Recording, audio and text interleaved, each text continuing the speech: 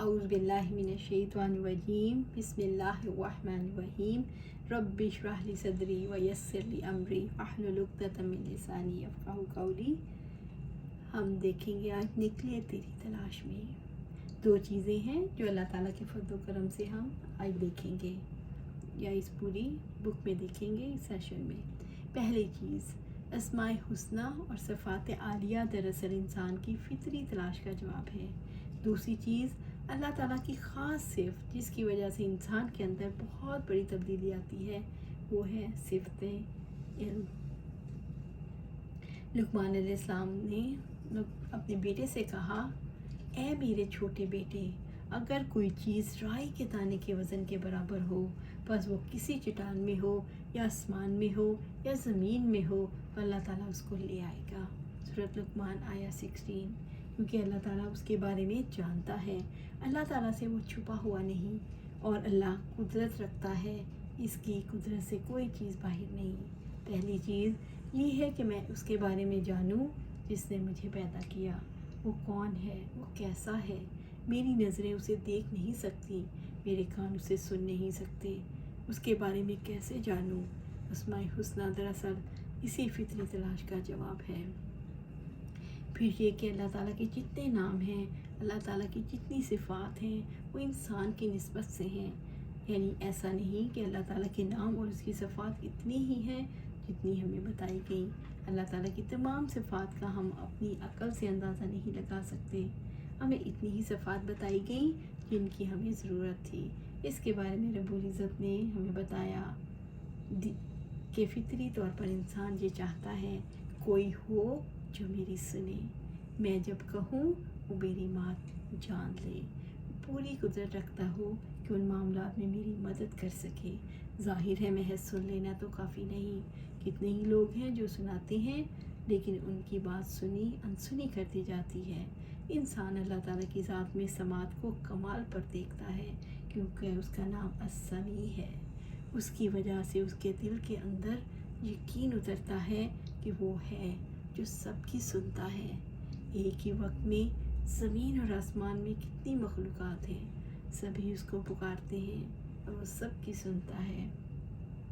پھر کوئی مشکل لمحہ زندگی میں ایسا ہوتا ہے اور یہ لمحے آتے ہیں جب انسان کو اللہ تعالیٰ کی مدد کی ضرورت ہوتی ہے، جیسے کوئی شدت کا بیمار اپنی زندگی سے مایوس ہو چکا ہو، جس کی کوئی امید باقی نہ ہو، پھر بھی اللہ کی ذات سے اس کا جو تعلق ہے، اس کی وجہ سے وہ جانتا ہے کہ کوئی ہے جو مردہ ہڈیوں میں جان ڈال سکتا ہے، جو کسی چیز کو عدم سے وجود میں لاتا ہے۔ جب بیمار ہو جائیں تو وہی شفا دیتا ہے۔ اس سے امید باندھنے والا کبھی ناکام نہیں ہوتا۔ اللہ تعالیٰ کے اس نام کی وجہ سے کس طرح سے انسان اس سے دعائیں کرتے ہیں، جیسے اللہ تعالیٰ نے قرآن حکیم میں رمضان اور روزے کے احکامات کے درمیان جب دعا کی بات کی تو اپنی کچھ صفات کا تعارف کروایا۔ وَإِذَا سَأَلَكَ عِبَادِي عَنِّي، سورۃ بقرہ آیہ 186۔ اور جب میرے بندے آپ سے میرے بارے میں سوال کریں، آپ تصور کریں، امیجن کریں، ساری دنیا سوال کر رہی ہے اور اپنے پیدا کرنے والے کے بارے میں سوال کر رہی ہے۔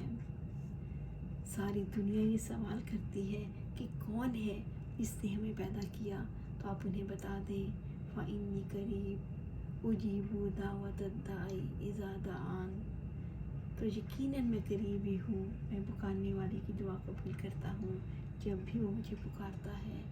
سبحان اللہ، سورۃ بقرہ آیہ 186۔ اسماء حسنیٰ کا یہ علم انسان کو کہاں سے کہاں لے جاتا ہے۔ وہ رہتا زمین پر ہے لیکن اس کی فکر، اس کی سوچ کیسے آسمان والے تک جا پہنچتی ہے۔ وہ زمین کی تنہائیوں میں رہے، گہرائیوں میں رہے، صحراؤں میں ہو، میدانوں میں ہو، پہاڑوں پر ہو، سمندروں کی تہہ تک پہنچا ہوا ہو، اسے جب یہ علم ہوتا ہے کہ میرا رب ہے، وہ میری سنتا ہے، تو کیسے اس کے رویے میں تبدیلی آ جاتی ہے۔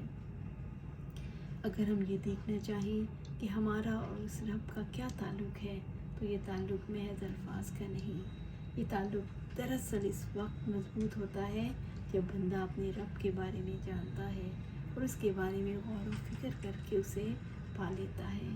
جب وہ اپنے رب کو پا لیتا ہے تو دراصل اس وقت اس کی زندگی میں اصل تبدیلی کا آغاز ہوتا ہے۔ اس لیے میں یہ سمجھتی ہوں کہ ہمیں یہ جاننے کی ضرورت ہے وہ کیسا ہے۔ جیسا اس نے اپنی ذات کا تعارف کروایا، نبی صلی اللہ علیہ وسلم کی ایک حدیث میں ہمیں یہ ملتا ہے کہ میں تیری ثنا کا حق ادا نہیں کر سکتا، تو ویسا ہی ہے جیسے تو نے اپنی ثنا بیان کی۔ میں تیری ثنا، تیری تعریف کی گنتی اور اس کا احصاء اور احاطہ نہیں کر سکتا۔ تو ویسا ہی ہے جیسا کہ تو نے خود اپنی آپ ذات کی تعریف کی، یعنی خود آپ اپنی ذات کی تعریف کی۔ یعنی میرے پاس نہ الفاظ ویسے ہیں، نہ الفاظ کی حقیقت کا علم ہے، اور نہ تیری ذات کے بارے میں اتنا گہرا ادراک رکھتے ہیں۔ اس لیے جو تو ہمیں بتا دے وہی آخری بات ہے۔ اس دنیا میں کسی انسان کی ہستی کی حقیقت کا تعین اللہ تعالیٰ کی ذات کے تعلق سے ہوتا ہے۔ کتنا وہ اپنے رب کے بارے میں جانتا ہے، کتنی وہ سمجھ رکھتا ہے، کتنا وہ غور و فکر کر کے اسے پا لیتا ہے۔ جتنی زیادہ آپ کے اندر غور و فکر کی صلاحیت پیدا ہوگی، اتنا ہی زیادہ آپ کا فہم وسعت والا ہو جائے گا، اتنا ہی گہرا تعلق ہوگا، اتنی ہی زیادہ حکمت ملے گی، اتنا ہی زیادہ معاملات کو سمجھنے کی قوت بھی ملے گی۔ اصل میں اسماء حسنیٰ کی وجہ سے سب سے بڑی تبدیلی جو انسان کے اندر آتی ہے وہ یہ ہے کہ انسان اپنے مولا کے آگے جھک جاتا ہے، اور اس کو دل سے اپنی بے بسی کا اظہار ہونے لگتا ہے، اور جب وہ یہ اظہار کرتا ہے تو اس کے ہاتھ بھی دعا کے لیے اٹھ جاتے ہیں، اور یہ پوائنٹ آف ریفرنس اللہ سبحانہ تعالیٰ اور ہمارے بیچ میں جو سب سے بڑا تعلق ہے وہ دعا کا ہے۔ اسی لیے نبی صلی اللہ علیہ وسلم نے فرمایا دعا ہی تو عبادت ہے، دعا اللہ تعالیٰ کی پہچان کا ذریعہ ہے، اور یہ دعا ہی ہے جس کی وجہ سے ہمارے حالات اور ہمارے معاملات بدل جاتے ہیں۔ اللہ تعالیٰ سے دعا ہے کہ ہمیں دعا کی حقیقت سمجھنے کی توفیق عطا فرما اور ہمیں دعائیں کرنا نصیب فرما، آمین۔ انسان دراصل متلاشی حیوان، سیکنگ اینیمل ہے۔ کبھی آپ نے دیکھا ایسا بچہ کیسے اپنے ارد گرد کی ہر چیز کی حقیقت کو تلاش کرنا چاہتا ہے؟ چھوٹے بچے کے لیے سب سے بڑی قوت جو پاور وہ ٹیسٹ ہے، اسی لیے ابتدا میں وہ ہر چیز کو چکھ کر اندازہ لگانا چاہتا ہے کیا یہ کیا چیز ہے اور اس کی حقیقت کیا ہے۔ اس لیے وہ ہر چیز اس کے منہ میں جاتی ہے تو اسے پتہ چل جاتا ہے یہ نقصان دہ چیز ہے یا فائدہ مند، یا یہ کیسی ہے۔ بہت گہرائی سے تو ادراک نہیں کر سکتا لیکن کرنا ضرور ہے۔ وہ چاہتا ہے کہ ہر چیز کو اس کے دودھ کی بوتل اور اس کے ارد گرد پڑی ہوئی تمام اشیاء کچھ بھی اسے مل جائے، ہر چیز منہ میں ڈال لیتا ہے۔ اگر کچھ نہ بھی ملے تو اپنا ہاتھ ہی منہ میں ڈال لیتا ہے، کیونکہ وہ ہر وقت تلاش میں ہے۔ یہ انسان کی اصل حقیقت ہے کہ انسان متلاشی ہے، اسے تلاش ہے۔ تو سوال یہ پیدا ہوتا ہے اسے کس چیز کی تلاش ہے؟ آپ اپنی خوشیوں میں دیکھیں، جب وہ بے انتہا خوش ہوتی ہیں تو اس کے فوراً بعد بیک کیئر لگ جاتا ہے۔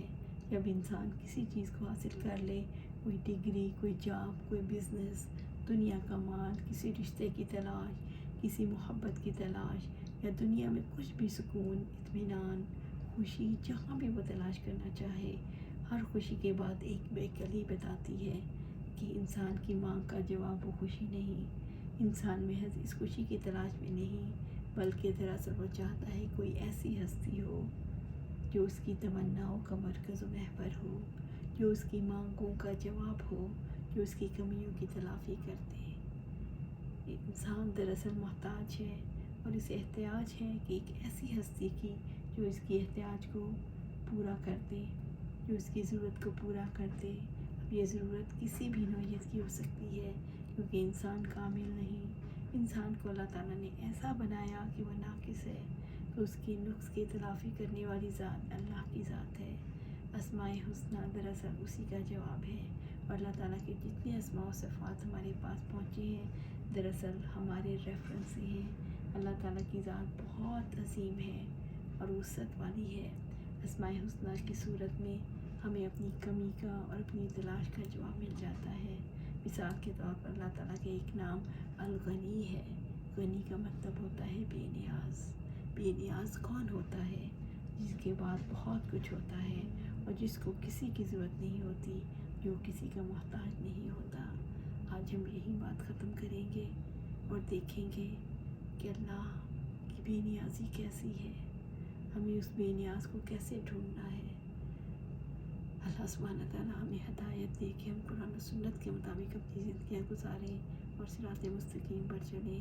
اللہ سبحانہ تعالیٰ ہمیں، ہمارے گھر والوں کو، ہماری اولادوں کو جو قیامت تک آنے والی ہیں، صراط مستقیم پر رکھے۔ آمین یا رب۔